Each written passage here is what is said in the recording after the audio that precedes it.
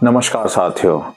आज हम थोड़ा सा इस बात के बारे में चर्चा करने की कोशिश कर रहे हैं और जानने की कोशिश कर रहे हैं कि आखिरकार भारत को ये जो छोटे छोटे देश हैं, वो चाहे बांग्लादेश हो और चाहे पाकिस्तान हो, ये भारत के लिए चुनौती क्यों बने हुए हैं। जो लगभग जो है भारत से 1/10 जो हैं छोटे देश हैं और जिनकी भारत के सामने किसी भी तरह की कोई औकात नहीं है, जिनके पास कुछ खाने के लिए नहीं है, जो गरीबी से बेहाल हैं, जहां पर भूखमरी है, जिनके पास कर्जे हैं, पैसे नहीं हैं, जिनके पास कोई इतनी बड़ी फौज भी नहीं है, आखिरकार वो भारत के लिए चुनौती क्यों बने हुए हैं और क्यों भारत इनको जवाब नहीं देता है।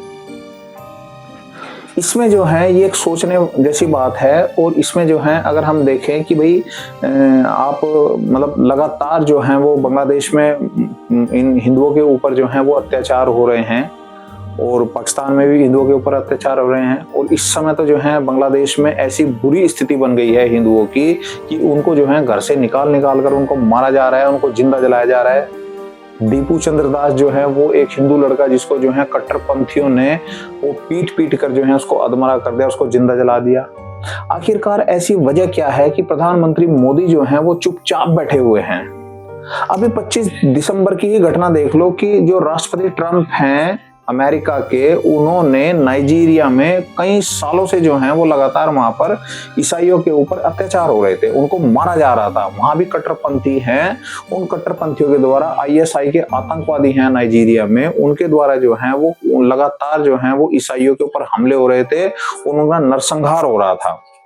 और अभी जो है पिछले नवंबर में ही राष्ट्रपति ट्रंप ने जो है वो एक धमकी दी थी कि अगर ये कट्टरपंथी नहीं रुके तो अमेरिका जो है इनके ऊपर हमला करेगा। और अब नवंबर के बाद अब 25 दिसंबर की ये घटना है कि 25 दिसंबर को जो है वो अमेरिका ने उनके ऊपर हमला किया और बाकायदा वहां की सरकार भी अमेरिका के साथ थी इसमें। तो दूसरी तरफ हम भारत को देखते हैं कि भारत के में मतलब भारत जो है वो ऐसी क्या मतलब स्थिति भारत के सामने है और देश के प्रधानमंत्री के सामने ऐसी क्या स्थिति है कि जो है मतलब अभी तक कोई एक्शन नहीं हो रहा है।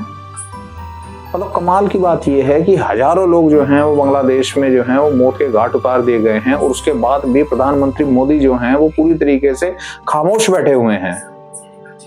सरकार का कोई भी प्रतिनिधि इस बात के ऊपर बोलने के लिए तैयार हो ही नहीं रहा है।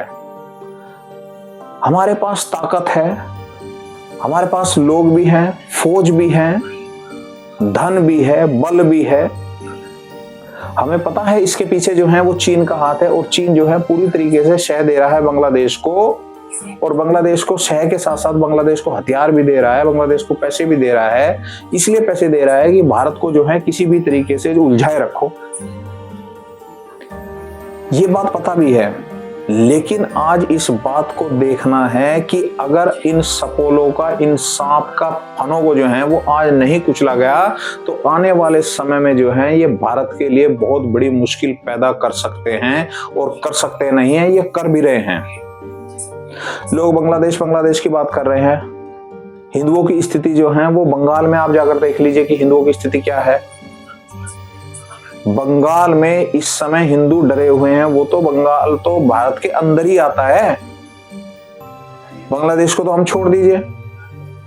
आप बंगाल में आज चले जाइए और बंगाल में आप देख लीजिए जाकर कि बंगाल में जो है हिंदुओं किस तरीके से जो है उनको सताया जा रहा है, मारा जा रहा है। तो आज की समय में हमें मतलब कई बार ऐसा महसूस होता है कि क्या हिंदू सिर्फ जो है वो मतलब चुनाव जिताने के लिए ही रह गए हैं? क्या हिंदुओं की कोई कीमत नहीं है या उनकी जान माल की कोई कीमत नहीं है? अगर उनकी जान माल की कोई कीमत होती तो आज बांग्लादेश के ऊपर एक्शन हो चुका होता।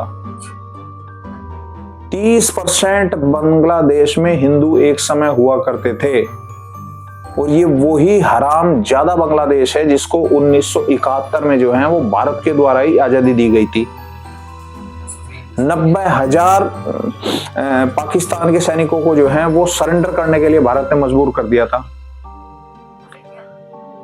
तो आज स्थिति क्या है? आज तो जो है भारत एक ऐसी स्थिति में पहुंच गया है कि भारत के पास ताकत भी है, धन भी है, बल भी है, दुनिया की सपोर्ट भी है, रूस इजराइल जैसे जो हैं वो बहुत बड़े मतलब साथी भारत के साथ खड़े हुए हैं कंधा से कंधा मिला के। भारत के पास हथियारों की कमी नहीं है, लेकिन उसके बाद जो है वो हिंदुओं की हालत ऐसी वहां पर कर दी गई है बांग्लादेश में कि वो अब बेचारे जो हैं वो ना तो भारत आने के लायक रहे और ना वो बांग्लादेश में रहने लायक रहे। तो इसीलिए हमारी तो प्रधानमंत्री मोदी से भी जो है यही अनुरोध है कि जल्द से जल्द जो है इस बांग्लादेश का जो ये फन उठा रहे वहां कट्टरपंथी हैं, इस्लामिक कट्टरपंथी जो हैं, इनको कुचला अगर नहीं गया तो ये आने वाले समय में आपके लिए बहुत बड़ा खतरा पैदा हो सकते हैं।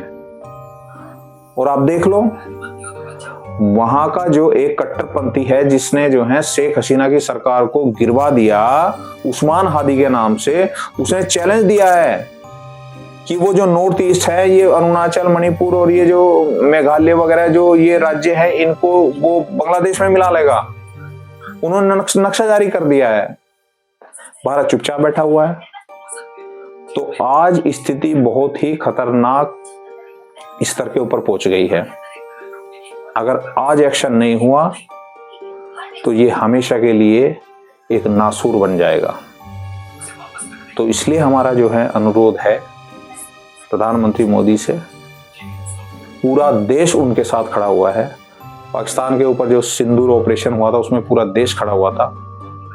आज आप किसी भी देश के नागरिक को अगर आप कहें कि भाई 1,000 रुपए भी आप मुझे दो युद्ध लड़ने के लिए, हर आदमी 1,000 रुपए देने के लिए भी तैयार है, लड़ने के लिए भी तैयार है।